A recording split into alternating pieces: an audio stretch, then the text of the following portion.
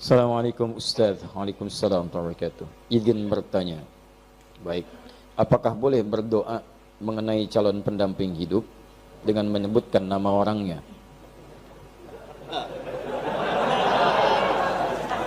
Inilah praktek apa yang saya sampaikan tadi. Ya. Orang ke masjid mau subuh dia tambah saya doa minta pendamping hidup dia. Baik, boleh nggak menyebutkan orangnya? Boleh, tidak ada larangan. Tidak ada larangan. Kalau antum ingin mohon kepada Allah kemudian meminta, silakan. Ya, ud'uni astajib lakum, minta kepada aku akan jawab. Tapi siapa yang dimintakan itu lihat syarat-syarat perempuan yang bisa dinikahi. Ya, siapa yang antum kan calon pendamping? Siapa calon pendampingnya? Pertama, pastikan bahwa calon pendamping antum itu benar. Quran surah ke-49 ayat 13.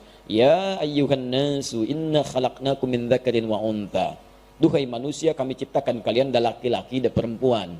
Wa ja'alnakum syu'uban wa qabaila lita'arafu. Kami jadikan kalian mungkin beda tempat tinggal, beda kabilah, beda suku, beda mungkin RT, RW, kecamatan sampai beda negara. Lita'arafu supaya saling mengenal. Dengan ta'aruf itu mengetahui, menjalinlah kemudian hubungan kasih sampai ke pernikahan. Tapi siapa yang menikah? Zakar dan unta. Tidak ada zakar dengan zakar atau unta dengan unta. Jadi kalau antum laki-laki, pastikan yang dimohonkan pada Allah pasangan antum perempuan. Itu kaidah pertama. Kalau antum perempuan, minta kepada Allah pasangannya laki-laki. Jelas ya? Di nggak ada istilahnya laki-laki. Ya Allah, anugerahkan aku si dia, ya Allah. Mohon, ya Allah. Saya Asep, mohon jadikan Andi pasangan saya. Itu sudah menyalahi. Nggak mungkin dikabul antum. Paham ya? Baik, jadi ingat. Manusia itu cuma dua. Kalau bukan laki-laki, perempuan. Bagaimana Ustadz kalau perempuan pengen jadi laki-laki, laki-laki pengen jadi perempuan? Itu artinya dia sedang keluar dari fitrah kemanusiaannya. Paham? Setiap makhluk Allah berpasangan. Quran surah ke-51 ayat ke-49. Wa min kulli syai'in khalaqna zawjaini la'allakum tadhakkarun. Ya, semua hal makhluk kata Allah saya ciptakan berpasangan supaya kamu sadar cuman saya yang tidak punya pasangan. Saya Esa, saya Allah, saya enggak punya pasangan. Semua makhluk saya ciptakan berpasangan. Ya, laki-laki, perempuan, bahkan hewan ada jantan, ada betina, bahkan tumbuhan ada putik, ada benang sari. Putik enggak bisa sendirian, benang sari enggak bisa sendirian. Ya, sama juga dengan jantan, ada betinanya. Silahkan cek oleh antum, kemarin baru Idul Adha, ada jantan, ada betina. Silahkan cek, antum pernah menemukan kambing homo? Atau sapi lesbi misalnya? Tidak pernah antum temukan. Pak, ini diskon Pak 5%, kenapa? Homo kambingnya. Tidak ada yang begitu. Di kambing saja tahu dengan instingnya menemukan pasangannya. Masa antum yang punya akal nggak ketemu pasangannya? Ya, paham ya? Ya, jadi teman-teman sekalian, kalau menemukan misalnya ada yang seperti itu, berarti itu ada kelainan, ada penyakit, didoakan, dibantu supaya kembali. Dibantu supaya kembali. Paham sampai sini?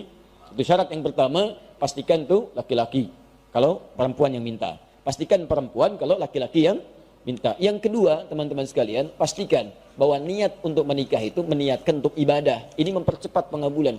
Niatkan untuk ibadah.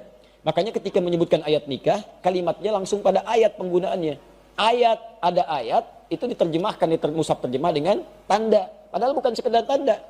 Tanda itu dalam bahasa Arab bisa alamah. Alamah itu tanda, diserap ke dalam bahasa Indonesia jadi alamat. Alamat.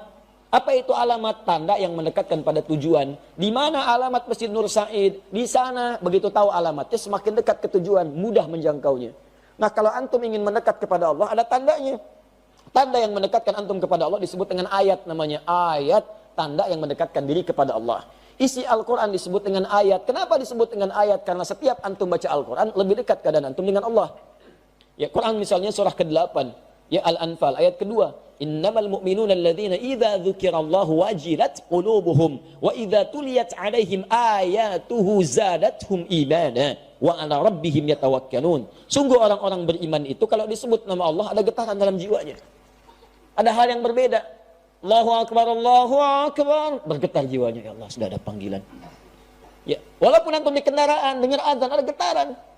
Allahu Akbar, Allahu Akbar. Tahu, bentar ya. Wah, ada persoalan.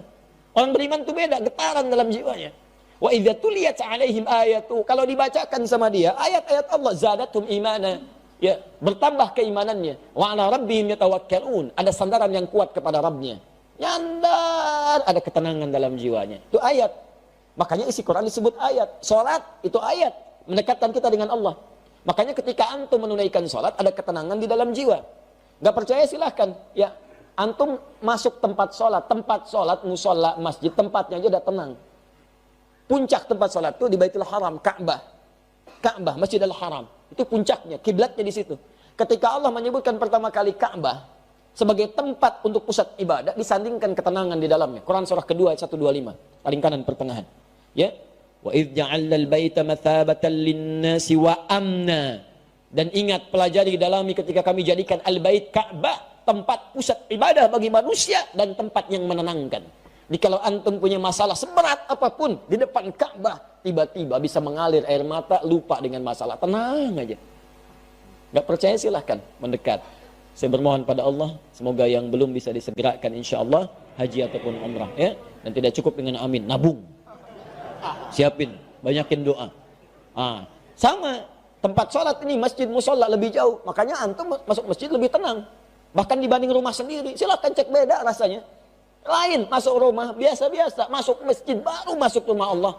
Begitu kaki kanan masuk, Allah maftah ya wa rahmatik, tiba-tiba enak, ada ketenangan yang beda. Salat 2 rakaat tahiyatul masjid. Duduk merapat sebentar, ya dekat AC, saking tenangnya plak tidur. Nah, nikah sama.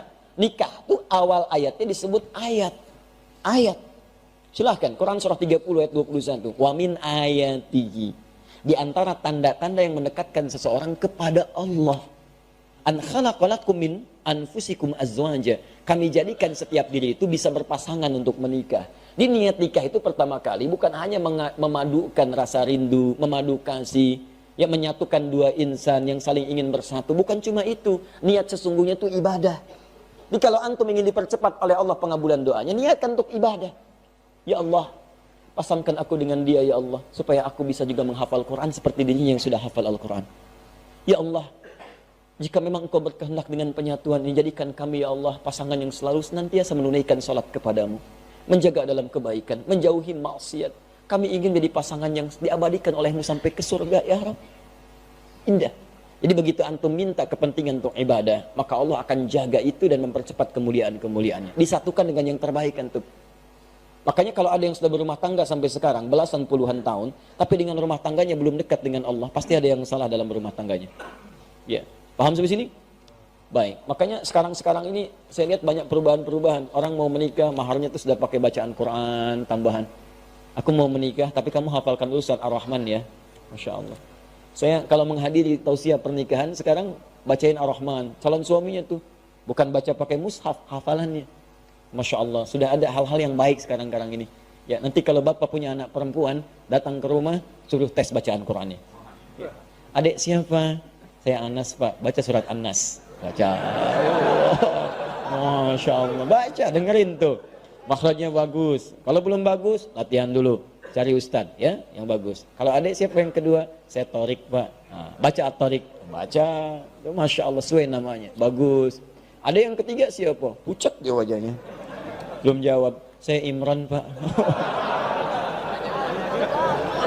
Aduh. Tapi panggilan sehari-hari kulhu. Makanya gitu ya. Minta niatkan untuk ibadah. Nanti kalau antum begitu, itu akan dipermudah.